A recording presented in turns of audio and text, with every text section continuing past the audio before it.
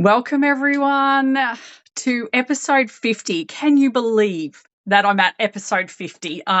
It's a bit mind-blowing, and I'm so excited that episode 50 happens to showcase the gorgeous Amber Blythe from Amber Blythe Conveyancing. It's an absolute pleasure to have you with me here today, Amber. Thank you for joining me. Oh, thank you, Sarah. It's been pretty exciting. So, and how special episode 50. I know. Do you feel special? Yeah, totally. Exactly. That's it. Oh, so good. Right. I guess I want to start with firstly the question of conveyancing. Can you tell me some more about that? Because I'm like, I think I have an idea, but I'd love to learn some more. Look, it's pretty normal. Like most people, I go, I'm a conveyancer. They go, yep, sure. I don't really know what that is. So, we look after all the legal transfer of property. So, if you're buying a house or you're selling a house, we do all the legal paperwork, all checks, etc., all those things. Make sure the money goes in the right spot that it needs to. Mm-hmm. We also do like sale of businesses and purchase of businesses. We do all those side of things, and we also do commercial leasing and all those as well. So it's just making sure, I guess, the legal side of transferring ownership. Oh, fantastic. Because I know, having purchased, multiple properties throughout my life so far, it can be actually really stressful. And particularly when we first bought our first home. So stressful because it was not a process that we'd ever been through before. No, and that's correct. You don't do it that often, so you don't think you buy as much as you buy cars that you buy Mm. houses. So you tend to only do this process maybe once or twice or three times even in your lifetime, unless you've got a big portfolio. So, and it is quite stressful. You are leaving, if you are selling, you're Mm. selling like your home and all these memories, Mm. and you've got all this like a connection with it. Then when you're buying something, it's the opposite. You've got all this exciting adventure. It's something new, and then you've got all the other part of it. I guess the money side of it, which is also daunting. Okay, how much is this going to cost me?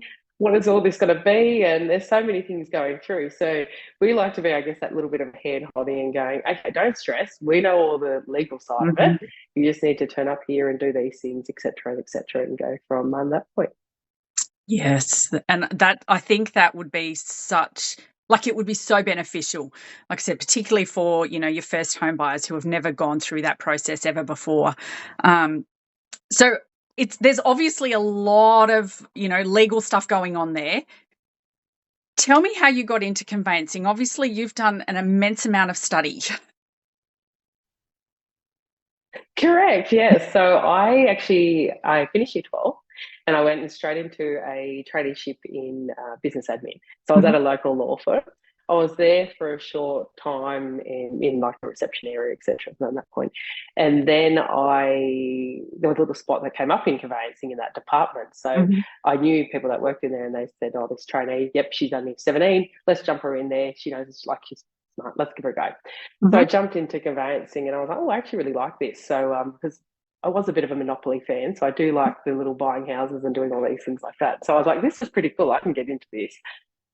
And I worked along in that capacity for a little bit. And then I read about there was an associate degree in law that I could do online at Mhm. Southern Cross University. So Mhm. I jumped into that, and being a 20-year-old at the time, I probably didn't apply myself that much, but I took as long as I could because I thought I was busy at that point. So then after I kept working in the industry and I got my, finished my associate degree and then applied and I had my unrestricted conveyancing license. So then I was finished. I could get into the world of conveyancing. So after I explored that associate degree in law, I thought, okay, well, I've done that. I might as well just go and do the full suite of law. So then I jumped back into uni and went and did further study. So although I don't practice as a lawyer, so I practice as a conveyancer, I feel by going that extra step in law, I understand a fuller picture of the things that Mm. surround conveyancing, and I find it gives a good avenue for clients. Although I'm primarily conveyancing, I still understand the other parts to go, okay, this is what we need to do here, or this is Mhm. who we should engage here, etc. On that point. Yeah. Mm. Yeah, so much involved there. And I love how you say, at 20 you thought you were busy. You really actually don't Yeah. understand the meaning of busy until you become a parent, till you own a business, and then you really get it. Correct, you do. That's it. I thought, oh, I don't have time to do these things at 20-year-old when I lived at home with mum and dad, and mum was probably cooking me dinner. So yeah, but now I'm probably the polar opposite. So I've probably got too much on the schedule. Yes, I feel that. I feel that. So what then made you decide to, I guess, venture out on your own and create your own business? Yeah, perfect. I probably always had a bit of a passion to be in my own business. So Mhm. it was always in the back of my mind. I probably wasn't expecting a conveyancing business. I was probably wanting to have like a rural practice. And, Mm. but I always like, I guess, being a leader, I guess. I like to be at do my own thing and make my own decisions on that front. So I think that's what was my big driver into my own business.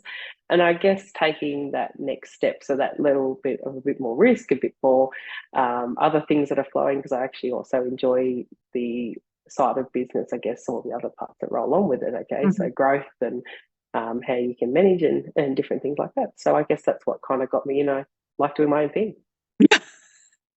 That's good. And as a business owner, like owning your own business, there is a lot of, hard work and stuff that goes on, but it does give you, flexibility to, work your life and your business simultaneously and, coexist and get out and do the things. I know you've got kids, so to be able to be a part of their lives and at school and things like that is a little bit easier when you're in your own business, I feel. Well, I know it was for me. That's it. It is. It is. It's like I even think with the Christmas coming up that my daughter, like the childcare has a like Christmas raffle thing and what's it called? Christmas concert. Mhm. So that's on. I go, oh yeah, put that in the diary. I'm there. There's no one to ask. It's just that I can just go do those things. So, Mhm. which makes it quite nice. And then you go, okay, you can plan your life around that. Okay, if I want to do this, etc. I guess, yeah, you do have a bit of more flexibility and freedom. Yeah. Like I It's a said, positive side of it. it's one of the payoffs really, isn't it, for, like I said, all that the hard work and That's right. the stress that comes along with it sometimes. Yeah, exactly, exactly. Now, I know, in your bio, I picked up that community was a really big thing for you. So being a part of your community, what sort of other things are you involved in? It sounds like you're like really in there having a go at so many things. Yeah, perfect. So at the moment, I've recently, in probably the last probably not even week, I've been appointed as director of the credit union. So I took that as the South West Bank as like a little new refresher of something that I could work within our community, Mhm. as well as I also do the Young Crisis Accommodation Centre and the Gumnut Childcare. Those ones I find in community that I do is that I do like to give back on that skill set. So I Mm. feel growing up in the community, so I was born and bred in Young, that I've now got a skill set that is quite limited in the town. So I feel Mhm. like that as part of getting that skill set, that's part of keeping our community alive and our community growing. So Mhm. it's a way that I can give back and use those skills. Other things I'm involved in, I'm also in the Southern Regional Planning Panel, so I'm the Hilltops member on that. So if there Mhm. is large scale developments, etc., that is referred from council to us, we do make that decision and how we feel that affects the community. So it's not something I use all the time, but it's there Mhm. when it gets asked. So that's one of those other things. And again, it's just having that skill set that we can also having skill set in law, as well as having that local knowledge, being Mhm. lived here my whole entire life. So otherwise, then I spend a lot of time in the business sponsoring. So we sponsor a lot of the local sporting teams, definitely ones that are women, because I do feel like I advocate for women a fair bit in sport, etc. So I always go, yep, if they usually ask, you'll get something. Don't come filing at me now. But that's usually on that front. So, but that Mhm.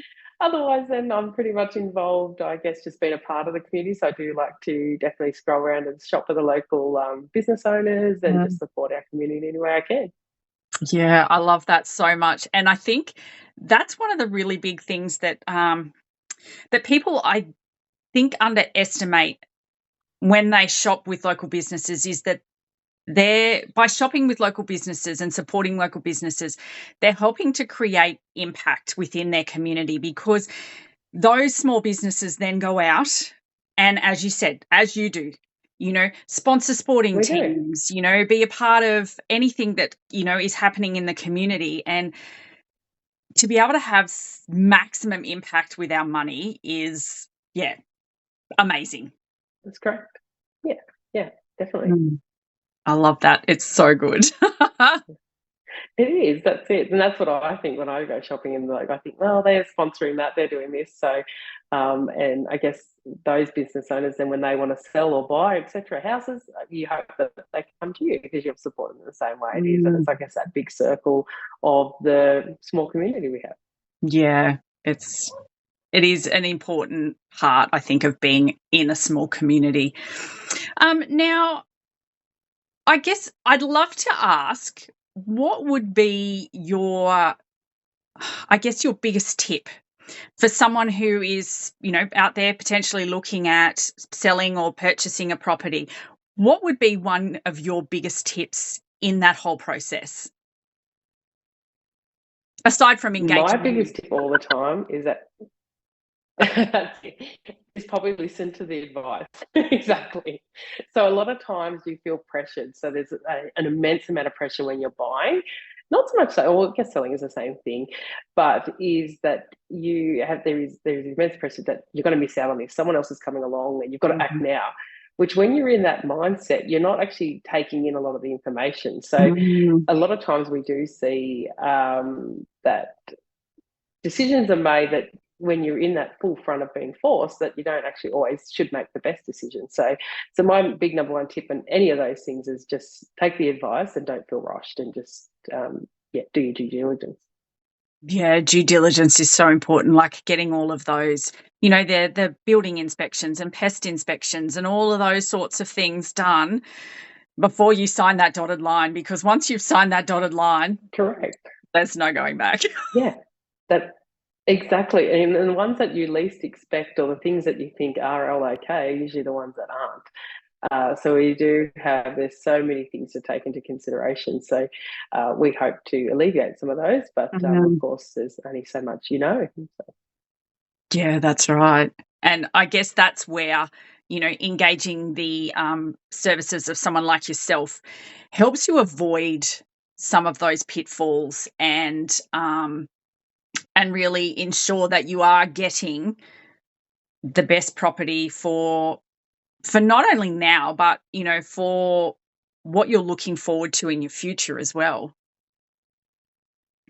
correct, that's right. So it is quite important. There is so many considerations. So I guess, yeah, like you said, building investors may want to step on that front, but you can go that you do need to make sure you've got, I guess we also look at bushfires and flooding and all Mm. other risks associated, and the impact of climate change on your property. So what might be a risk in today, in some circumstances, we can do a search to see what that risk might be in 30 years' time. So if you're at the moment only in a mild bushfire, but given the growth of vegetation or different other things in that area, in 30 years, that mild could be moderate. So we do see that a lot along in the trend. So there is more data and there's more technology now that we use to, I guess, conduct proper search that was not always available.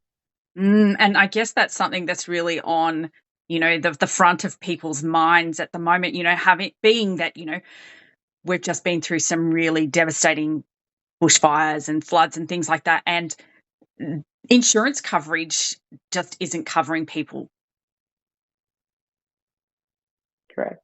Yeah, that's it. Or the premiums, if they are Mm. covering, so substantially high that you've got to factor that in, that you might be also at the end of your budget with a mortgage, that then on Mm. top you've got to pay this exorbitant insurance amount for each repayment. So they're things that we usually highlight well at the start before you do, I guess, sign on that dotted line to say, hey, this is in a bushfire zone, check your insurance because it could be all flood. It could be quite high. Mm. And as you said, I think sometimes that's, well, I know when you started speaking about it, I was like, oh, I've actually never thought about that when I've purchased a property. And, you know, I've been lucky, but, you know, there are things like that Yeah.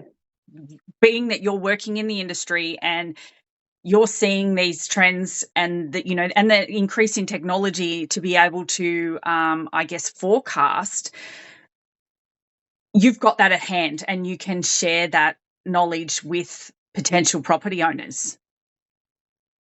Correct. Yeah, that's right. So, and there's so much other. The list is like huge. What we can look at to what affects. And we basically pinpoint your property and then we look around it. So, we do the whole of New South Wales. So, if you're buying, let's just say in the middle of Sydney, we obviously look at railway roads. We look at other infrastructure. If you're next to a hospital, we look at if they're looking at expanding the hospital. So we counteract what you're looking at than a bigger picture.